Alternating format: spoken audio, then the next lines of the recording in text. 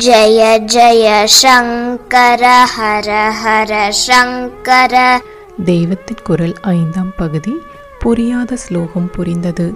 கீதையில் ஒரு ஸ்லோகம் அர்த்தம் புரியாமல் இருந்து வந்தது.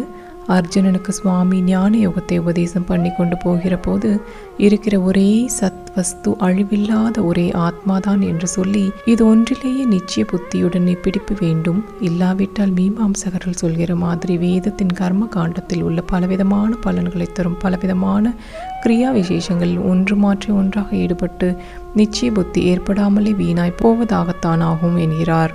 வேதம் என்பதை இங்கே வேதத்தின் ஞான காண்டமான வேதாந்தத்திலிருந்து பிரித்து கர்ம காண்டம் என்ற அர்த்தத்திலேயே சொல்கிறார். கர்ம காண்டமாகிய வேதம் சத்வ ரஜோ தமோ குணங்களில் பலவிதமாக கிளைவிட்டு செல்லும் காரியங்களையே விஷயமாக கொண்டது. நீ இந்த முக்குணங்களும் தொடாத ஆத்மாவில் ஆடாமல் அசையாமல் இருந்து விடு என்று சொல்லி ஒரு ஸ்லோகத்தை சொல்கிறார். புரியாத புதிராக இருந்த ஸ்லோகம். யாவந்த் அர்த்த உதபானே சர்வதா சம்ப்ளுதோ தகே தாவான் சர்வேஷு வேதேஷு பிராமணஸ்ய விஜானதஹ.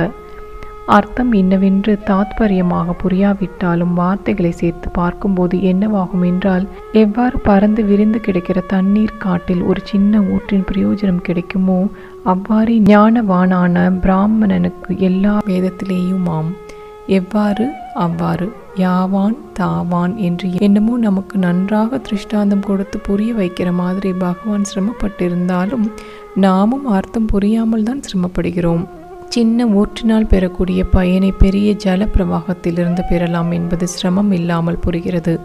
ஆனால் எவ்வாறு இதுவோ அவ்வாறே நல்ல ஞானமுடைய பிராமணனுக்கு எல்லா வேதமும் என்றால் சிரித்து எவ்வாறு இவ்வாறு சொல்கிறார் என்று புரியாமல் இருந்தது. அப்புறம் இந்த சங்கர விஜய ஸ்லோகத்தை பார்த்த பின்தான் அந்த உபமானம் இங்கே சிக்கலில்லாமல் வருவதால் இதை கொண்டு அதுவும் தெளிவாயிற்று. இங்கே ஆச்சாரியால் அநேக சாஸ்திரங்கள் படித்தாலும் அவற்றின் சின்ன சின்ன ஆனந்தங்கள் எல்லாம் அத்வைத பேரானந்தத்தில் அவிழ்ந்து கிடப்பவைதான் என்று கண்டுகொண்டு உள்ளூர அதிலேயே அமிழ்ந்திருந்தார் என்று சொல்லிவிட்டு கூப்பே யோ அர்த்த ச தீர்த்தே சுபயசி விததே ஹந்தன அந்தர் பவேத் கிம் என்று அதே உவமையை கேள்வி ரூபத்தில் போட்டு முடித்திருக்கிறது. கோபம் என்றால் கிணறு, அதில் என்ன பிரயோஜனம் உண்டோ அது என்பதை கூப்பே யோ அர்த்த ச என்று சொல்லியிருக்கிறது. ஒரு கிணற்றை கொண்டு என்ன பிரயோஜனம் பெறலாமோ அது பறந்து விரிந்து கிடக்கும் ஒரு சுத்தமான தீர்த்த பிரவாகத்துக்குள்ளிருந்து கிடைக்காதா என்ன என்று கேட்டு முடித்திருக்கிறது. விதத என்றால் பறந்து விரிந்த, சுபயஸ் நல்ல ஜலம், கிணற்றினால் நடக்கும் பயன் பெரிய நதி பிரவாகத்தில் கிடைக்காதா என்ன.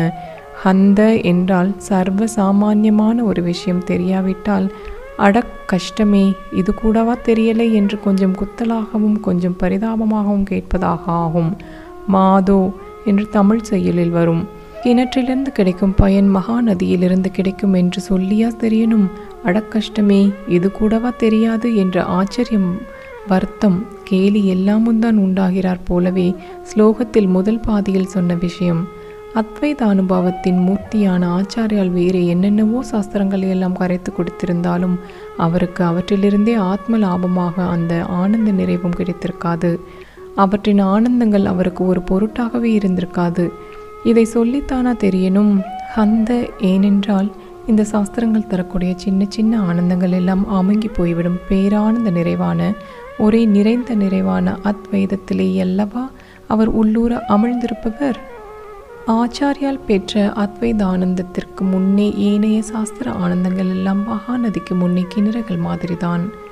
நதி பாசனத்துக்கு வசதி இல்லாத ராமநாதபுரத்தில் வேண்டுமானால் பெரிசாக ஆழமாக கிணறு வெட்டி வயலுக்கு இறைத்து கொள்ள வேண்டியிருக்கும்.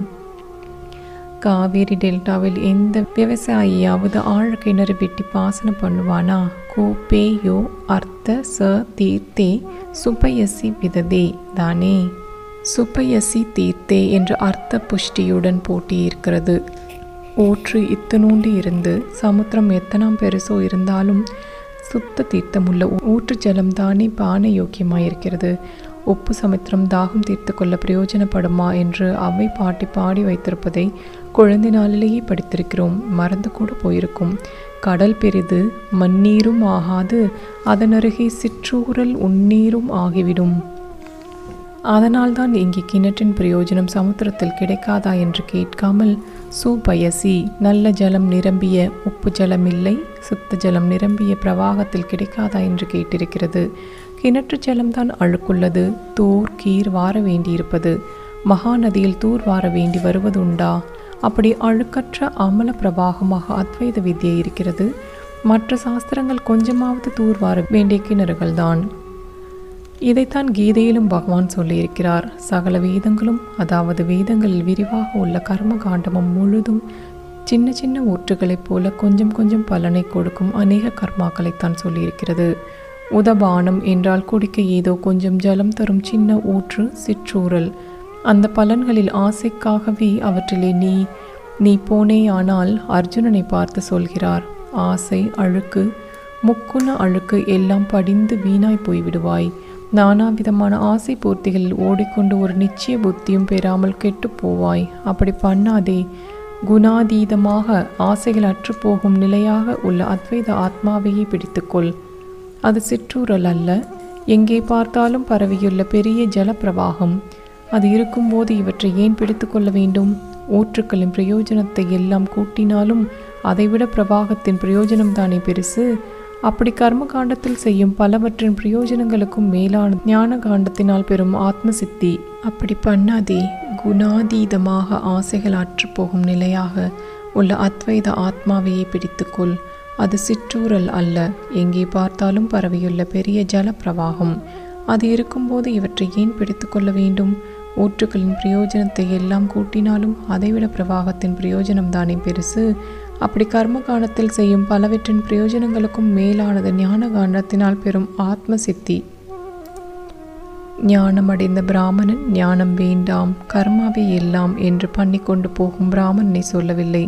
அதனால்தான் பிராமணிய விஜானத என்று சொல்கிறேன். இப்படிப்பட்ட ஞானவானான பிராமணன் இதை நன்றாக தெரிந்து கொண்டு அதற்காகவே நடக்கிறான்.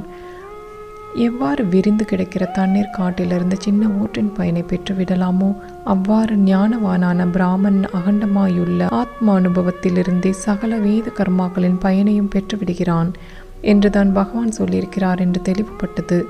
கீதை ஸ்லோகத்திற்கு அர்த்தம் தேடி தேடி சங்கர விஜய ஸ்லோகத்திலிருந்து கண்டுபிடிக்கும்படி இருக்கிறது.